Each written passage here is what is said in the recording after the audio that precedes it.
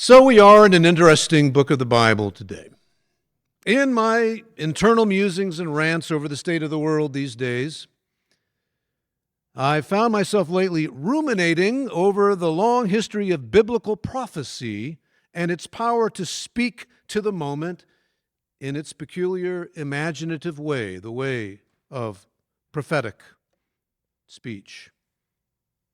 Now, okay, it's not what you might think, or at least what many Christians do think it would appear, which we'll soon see as today we turn to the most peculiar book of the Bible, at least in our Christian Testament.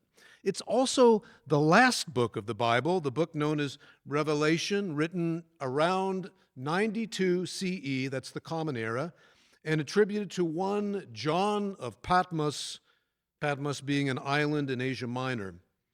John writes in the glow of persecution already begun.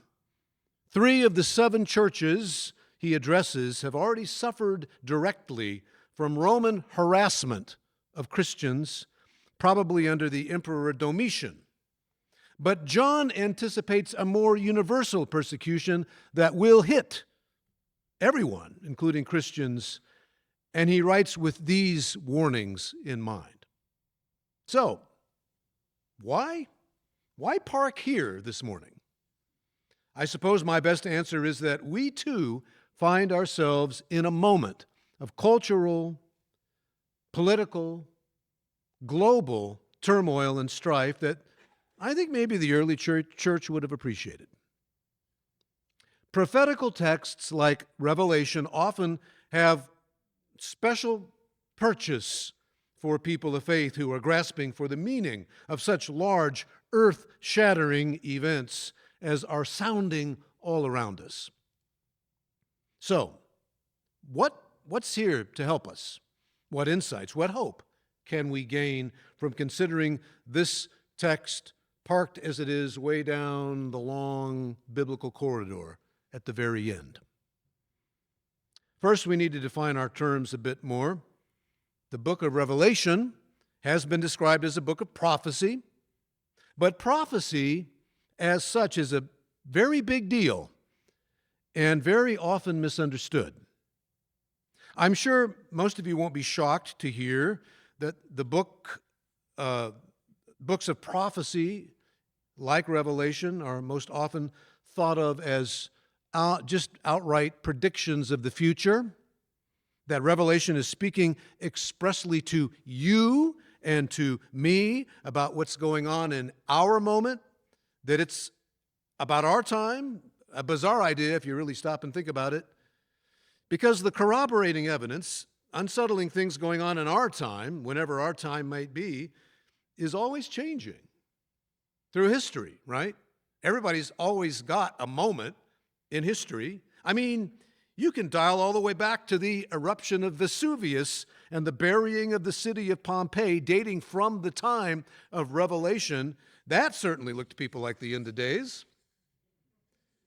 Or on to the fall of Rome, or the Great Famine, or the Black Death of the Middle Ages, or the fall of Constantinople, for goodness sake, or the Peasants' Revolts. Or here in America, read the annals, the Civil War, the First World War, the Second, or global pandemics like, hey, wait a minute, didn't we just? No, biblical prophecy has nothing to do with locating end-time events. It doesn't work like a fortune cookie, and a Ouija board, or a weather forecast. Now, I know you know this, or I think you do, but it bears saying anyway, because Revelation has long been kind of a happy hunting ground of bogus interpretation. No, the way prophecy works in Revelation is different. The best, most crisp summary of this hulking volume I have found from a New Testament scholar reads like this: Revelation is a pastoral letter to Christians in Asia Minor in the late 1st century, confronted with a critical religio-political situation from a Christian prophet who wrote in apocalyptic language and imagery. John's a pastor. He's writing in the apocalyptic language of the day. He's delivering a powerful message of hope, a message of insight to beleaguered Christians who suffered from imperial pressure to conform. In his peculiar, bold, and visionary way, John was offering those Christians the imaginative, inspired tools of resistance, which of course raises the question, could something in the spirit of this book do something similar for us? But before we tackle that, we ought to say a little bit more about that one curious word in that little summary I gave you, apocalyptic. Prophetical texts, prophecy, understood in first century Christian context, are bound up with what is a literary genre, a worldview known as apocalyptic. Some of you know that word, but I'm guessing some of you do not. Apocalyptic originated in Jewish thought after the Babylonian exile. We're going back to around, actually before even 500 BCE, before Christ. It's a mode of philosophical thought having to do with the ultimate end or destiny of all things. But again, that doesn't mean it's predictive. No, the thing about apocalyptic thought is that it won't be pinned down to just a single historical marker, one logical way of understanding a given situation. Likewise, with our book of Revelation, you can't just decode all of the rich imagery, pin each symbol down to a particular meaning or reference historically, and make it all literal. Apocalyptic is a lot more mysterious than this. It's more elusive than this, more spiritually grand than this. Apocalyptic thought, the book of Revelation, is about insight, the liberating power of a new perspective, a new way of seeing. Which brings me back to us here and now this morning. Yes, why get into all this here and now on this Sunday of the year in this highly charged moment of American life?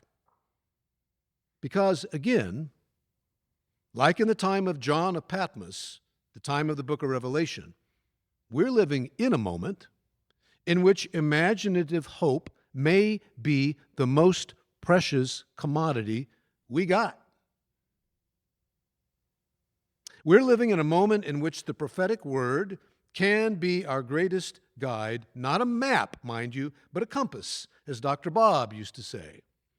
This is because we need words right now that lead us out of despair and into hope, out of navel-gazing and to the surroundings of our world, all the way out to the horizon, out of apathy and toward the energy of empathy, compassion, and love which conquers all things. And just maybe Revelation can be a catalyst for it. We can begin with words like these, and I'm going to ask Bobby to come and share with us, which Bobby and Sam shared earlier. Remembering that Revelation was a letter John sent out to his 7 churches, intended to be read aloud in places like this. And as we read, take in the power, again, of their conviction, of their buoyancy. Ask yourself, how does this make me feel? Where does this take me to? And then we'll talk on the other side. After this I looked, and there was a great multitude no one could count, from every nation, from all tribes and peoples and languages, standing before the throne and before the Lamb, robed in white, with palm branches in their hands. They cried out in a loud voice, saying, "Salvation belongs to our God." Then one of the elders addressed me, saying, "These are they who have come out of the great ordeal. They will hunger no more and thirst no more. The sun will not strike them, nor any scorching heat. For the Lamb will be their shepherd and guide them to springs of the water of life, and God will wipe away every tear from their eyes. Then I saw a new heaven and a new earth, for the first heaven and the first earth had passed away, and the sea was no more. God will be with them, will wipe every tear from their eyes. Death will be no more. Mourning and crying and pain will be no more, for the first things have passed away. I am the Alpha and the Omega, the beginning and the end. To the thirsty I will give water as a gift from the spring of the water of life. So how do you feel about these words as you hear them again? Where do they take you? Anyone?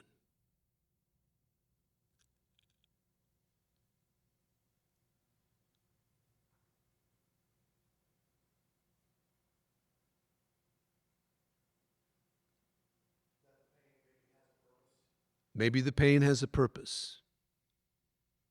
I appreciate that.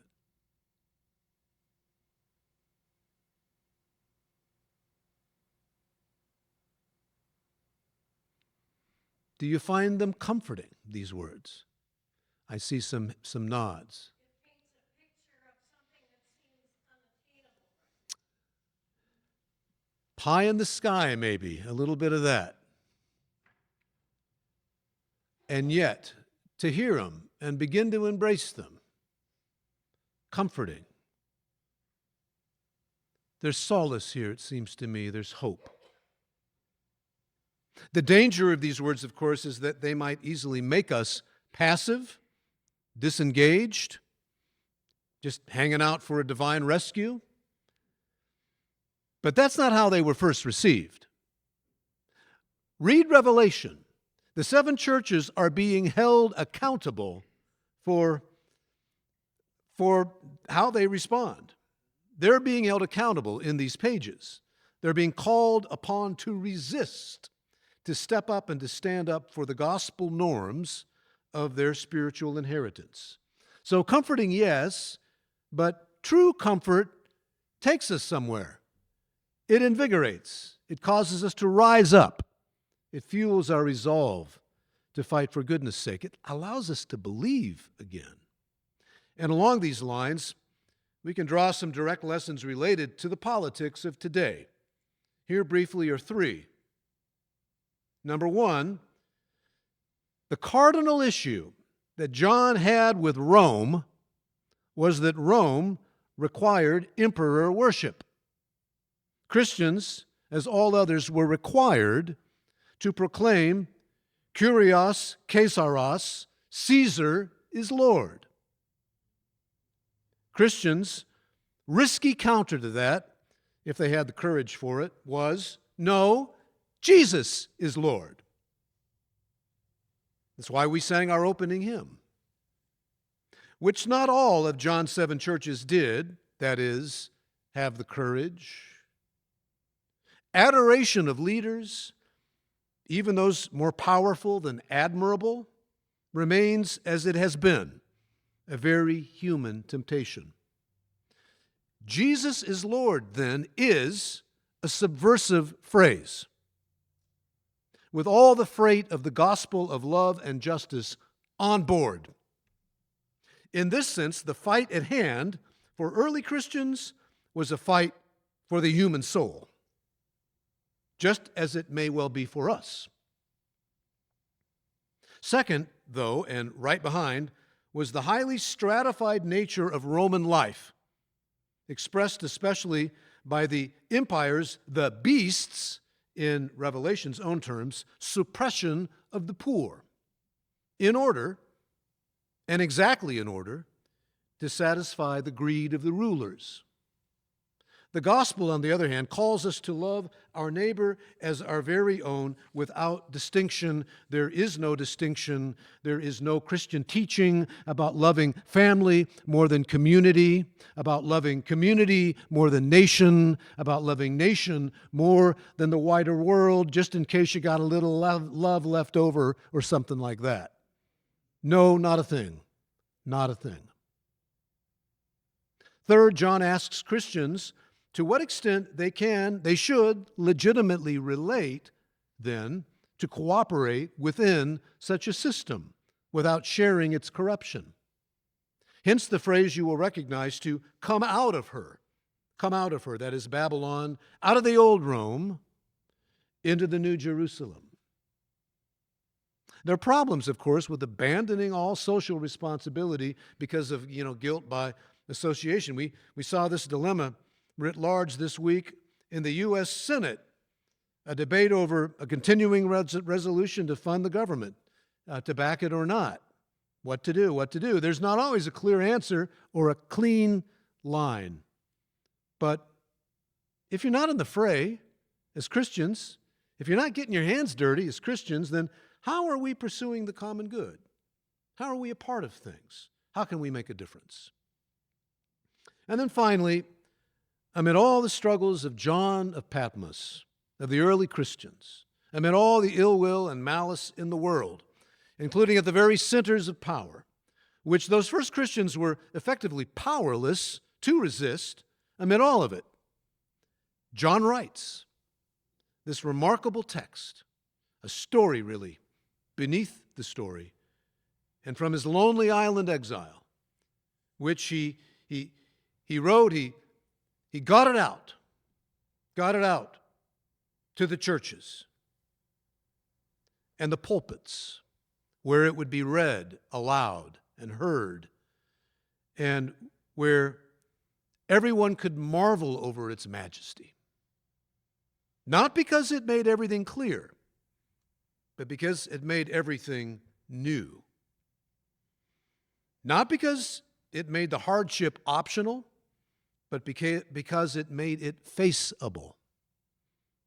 And not because it doubled down on all that was bad, all that was lost, but because it named what was good, what was possible, an alternative future of grace in which none is left behind, a new heaven, a new earth, a new way, a new day, in which anguish, heartache, and pain were assuaged, and evil and selfish domination vanquished.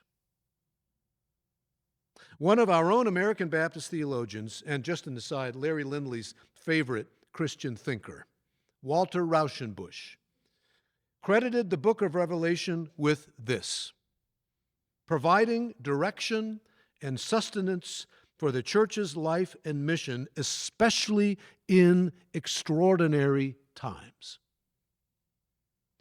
We are living in such times, I think.